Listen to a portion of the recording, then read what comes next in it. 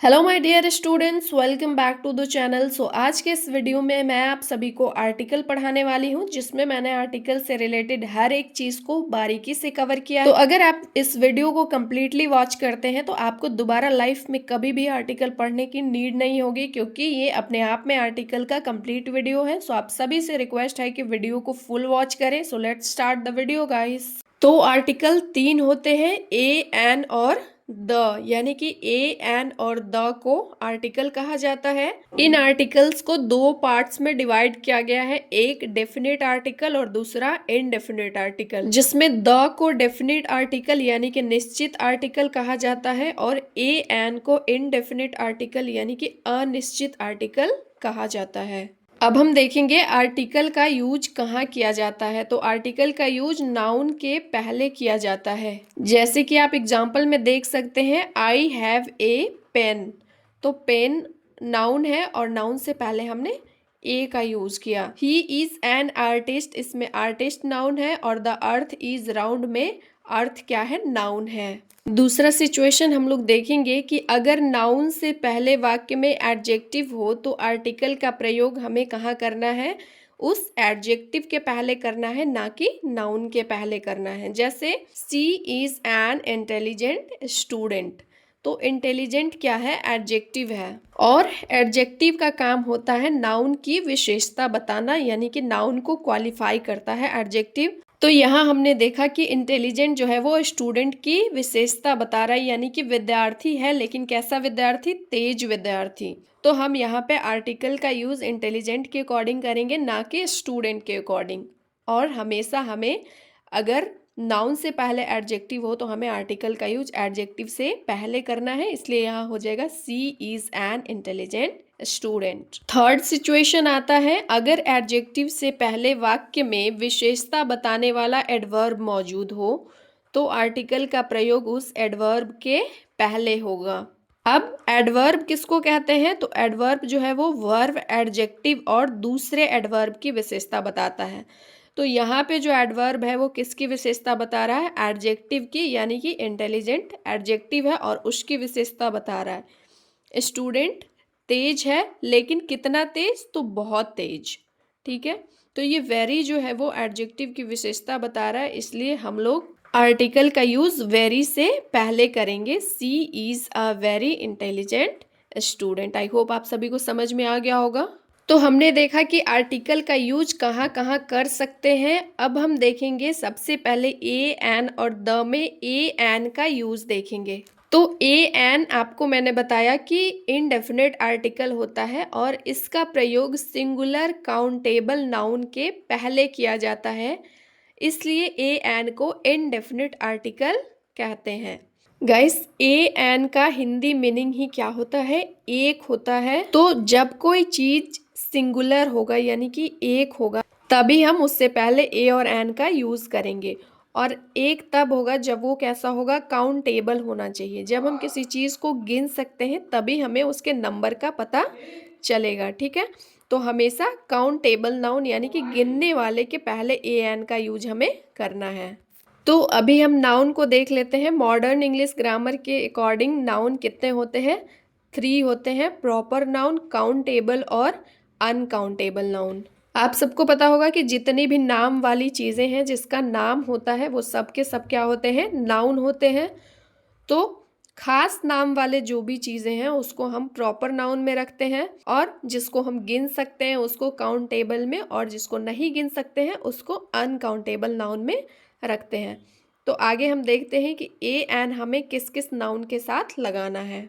तो proper noun यानी कि खास नाम हो सकता है, जैसे सीता, पटना, मंडे, ताजमहल, गंगा। सीता लड़की का खास नाम है, पटना शहर का खास नाम है और मंडे दिन का खास नाम है।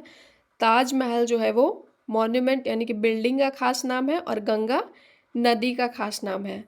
काउंटेबल यानी कि गिनने वाले में देखेंगे पेन, चेयर, एप्पल्स, बॉय और फैंस। इसमें भी हमने सिंगुलर और प्लूरल लिखा हुआ है, यानी कि एक और एक से ज़्यादा वाले।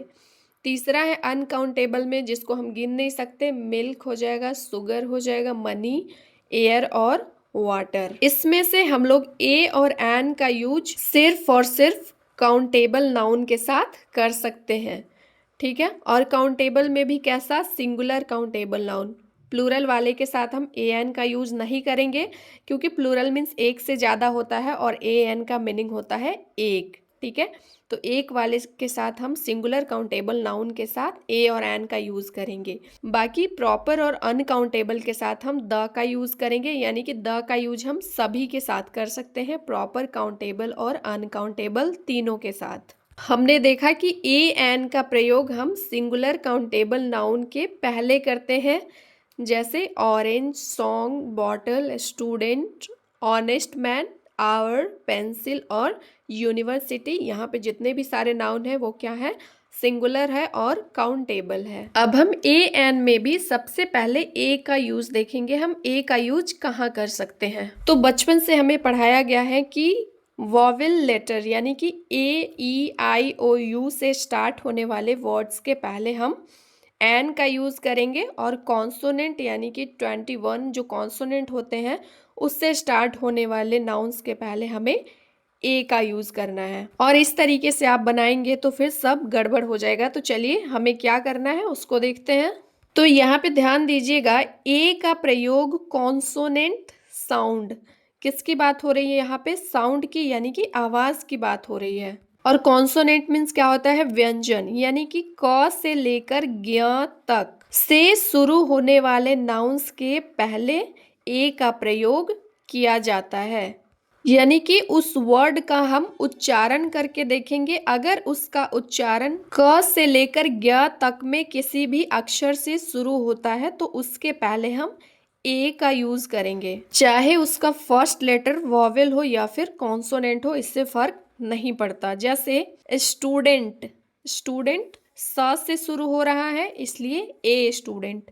टेबल, ट, फिर यू। यहाँ पे देखा आपने कि ई डब्ल्यू ई जो कि वॉवेल लेटर से स्टार्ट है, लेकिन इसका उच्चारण य से हो रहा है। यू यानी कि मादा भेड़ होता है हिंदी में, तो इससे पहले हमने ए का यूज किया।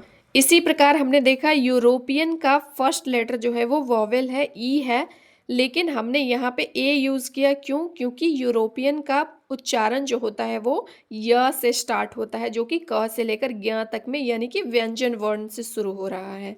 उसी प्रकार हमने देखा यूनिवर्सिटी का फर्स्ट लेटर यू वॉवेल है, जबकि इसका उच्चारण य से स्टार्ट हो रहा है, इसलिए हम ए यूनिवर्सिटी। यूनियन का भी य से स्टार्ट हो रहा है, इसलिए ए यूनियन। उसके बाद ईयर देखेंगे, ईयर, कोई ईयर इसको नहीं बोलते, इसको य से ईर लिखते, ईयर। तो ईयर से पहले ए लगाएंगे। उसके बाद 1 रुपी नोट, आपने देखा इसका फर्स्ट लेटर क्या है, वॉवेल है, लेकिन व से स्टार्ट हो रहा है, इसलिए हम यहाँ पे ए का यूज करेंगे। तो आई होप आप सभी को समझ में आ गया होगा कि हम लोगों को लेटर पे बिल्कुल ध्यान नहीं देना है, हमें उसके उच्चारण पे ध्यान देकर ए एन का यूज करना है। उसी प्रकार एन का प्रयोग वॉवेल साउंड से शुरू होने वाले नाउन्स के पहले किया जाता है। वॉवेल साउंड मीन्स स्वर वर्ण, और आप सभी को पता होगा कि अ से लेकर आह तक स्वर वर्ण होता है। तो इसका एग्जाम्पल हम देखेंगे, एप्पल, एप्पल ए से स्टार्ट हो रहा है इसलिए एन एप्पल। आइडिया आई से स्टार्ट हो रहा है, और हिंदी में आ से स्टार्ट हो रहा है इसलिए एन आइडिया। अब हम देखेंगे आवर, आवर मीन्स घंटा, जो कि एच से स्टार्ट है और कॉन्सोनेंट लेटर है, जबकि इसका उच्चारण जो है आ से स्टार्ट हो रहा है, जो वॉवेल साउंड है, तो इसलिए हम यहाँ पे आवर में एन का यूज करेंगे। उसी प्रकार ऑनेस्ट मैन एच से स्टार्ट हो रहा है, कॉन्सोनेंट लेटर है, लेकिन इसका उच्चारण जो है वो वॉवेल साउंड है, यानी कि स्वर वर्ण से शुरू हो रहा है, इसलिए हम ऑनेस्ट मैन से पहले एन का यूज करेंगे। अम्ब्रेला अ से स्टार्ट हो रहा है। उसके बाद H E I R, air, air means होता है उत्तराधिकारी। यहाँ देख सकते हैं एच से स्टार्ट हो रहा है जो कॉन्सोनेंट है, लेकिन उच्चारण ए से स्टार्ट हो रहा है, तो हम एन का यूज करेंगे। ईगल ई से स्टार्ट हो रहा है, एन का यूज करेंगे। और ऑनर, ऑनर भी एच से स्टार्ट हो रहा है, लेकिन इसका हिंदी उच्चारण अ से स्टार्ट हो रहा है, इसलिए हम लोग यहाँ पे एन का यूज करेंगे। तो हमने देखा कि ए एन का प्रयोग पूरी तरह से नाउन के उच्चारण पर निर्भर करता है, ना कि उसके फर्स्ट लेटर पे। कभी कभी वॉवेल से शुरू होने वाले शब्द का उच्चारण व्यंजन वर्ण से और कॉन्सोनेंट लेटर से शुरू होने वाले शब्द का उच्चारण स्वर वर्ण से होता है। ऐसे में हमें उच्चारण के अनुसार ही आर्टिकल का प्रयोग करना है, ना कि हमें लेटर के अकॉर्डिंग करना है। ठीक है। सो आई होप आप सभी को ए और एन का यूज अच्छे से क्लियर हो गया होगा। द का प्रयोग देखेंगे। द एक डेफिनेट आर्टिकल है और इसका प्रयोग किसी निश्चित व्यक्ति, वस्तु या स्थान के लिए किया जाता है। तो ए एन का यूज आसान है, लेकिन द का यूज करने के लिए हमें कुछ चीज़ों को याद करना होता है। तो रूल नंबर फर्स्ट ये है कि द का यूज किसी विशेष यानी कि स्पेसिफिक चीज़ के लिए जो हमारे और श्रोता दोनों के लिए जाना पहचाना हो, यानी कि जिसके बारे में मैं और श्रोता हम दोनों पहले से जान रहे हैं। जैसे कि प्लीज क्लोज द डोर, यहाँ पे द डोर यूज किया गया है क्योंकि इसके बारे में श्रोता को पहले से पता है कि कौन सा दरवाजा बंद करना है। So please close the door. Next, I saw the girl you were talking about, मैंने उस लड़की को देखा जिसके बारे में तुम बात कर रहे थे। उस लड़की के बारे में दोनों को पहले से पता है, इसलिए यहाँ पे हम गर्ल के पहले द का यूज करेंगे। यहाँ पे किसी स्पेसिफिक लड़की की बात की जा रही है। नेक्स्ट है जब किसी वस्तु का पहले से जिक्र हो चुका है, यानी कि पहले से उस चीज़ के बारे में हम लोग बात कर चुके हैं और जब दोबारा उसके बारे में हम बात करते हैं तो द का यूज करते हैं। जैसे I bought a pen, the pen is blue, मैंने एक कलम खरीदा और वो कलम कैसा है, ब्लू कलर का। तो पहली बार जब हम बात किए तो ए पेन, और उसी पेन के बारे में जब हम दूसरी बार बात करेंगे तो वहां पे ए की जगह द का यूज करेंगे। Next, I saw a girl the girl was beautiful, यानी कि मैंने एक लड़की को देखा और वो लड़की कैसी थी, सुंदर थी। यानी कि पहली बार जब मैं लड़की की बात कर रहा हूँ कि मैंने किसी लड़की को देखा तो आई सॉ अ गर्ल, लेकिन दूसरी बार जब हम उसके बारे में बात कर रहे हैं तो वो कोई खास लड़की है, यानी कि वही लड़की जिसको मैंने देखा था वो कैसी है, सुंदर है।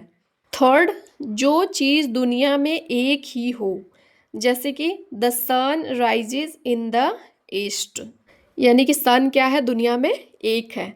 The earth is round, earth भी एक है। तो जो चीज़ दुनिया में एक हो उसके पहले हम द का यूज करते हैं।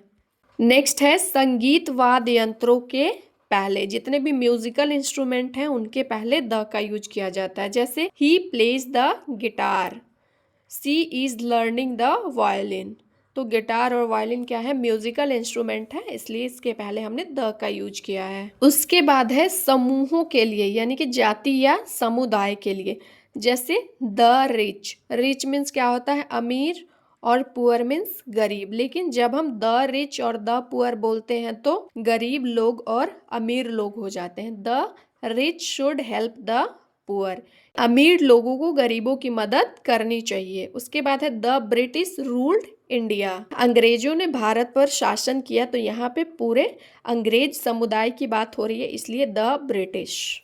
नेक्स्ट, दिशाओं के नाम के पहले, जैसे the north is very cold और he went to the west, यानी कि ईस्ट, वेस्ट, नॉर्थ, साउथ, ये क्या है, दिशाओं के नाम है, डायरेक्शन है। तो इससे पहले हमें द का यूज करना है। उसके बाद समुद्र, नदियां, महासागर और रेगिस्तान आदि के नाम के साथ हम द का यूज करते हैं। जैसे the Indian ocean, the Ganga, the Himalayas और द सहारा। नेक्स्ट, संगठन या फिर होटल और समाचार पत्र आदि के नामों के साथ हम द का यूज करते हैं। जैसे द यूनाइटेड नेशंस, यानी कि संयुक्त राष्ट्र संघ। उसके बाद है द ताज होटल, होटल का नाम है, इसके पहले द का यूज करेंगे। और द हिंदू न्यूज़पेपर का नाम है, इसलिए इसके पहले हम द का यूज किए हैं। नेक्स्ट है ग्रहों के नाम के पहले, जैसे the Venus, the Mars, the earth. ग्रहों के नाम के पहले भी हमें द का यूज करना है। उसके बाद धार्मिक समुदायों के नाम के पहले हमें द का यूज करना है। जैसे द हिंदूज, द मुस्लिम्स और द सिख्स। तो आज का हमारा आर्टिकल चैप्टर यहीं पे समाप्त होता है। आई होप आप सभी को वीडियो पसंद आया होगा। गाइस, ये सब ब्लैक बोर्ड पे समझाना और बताना बहुत आसान है, बहुत कम टाइम में हो जाएगा। लेकिन मैं पीपीटी के थ्रू पढ़ाती हूँ तो इसमें बहुत मेहनत लगती है। तो आप सब प्लीज कमेंट करके जरूर बताइएगा कि वीडियो कैसा लगा। वीडियो पसंद आया होगा तो लाइक शेयर करके चैनल को सब्सक्राइब कर ले। सो मिलती हूँ नेक्स्ट वीडियो में। Thanks for watching, bye bye.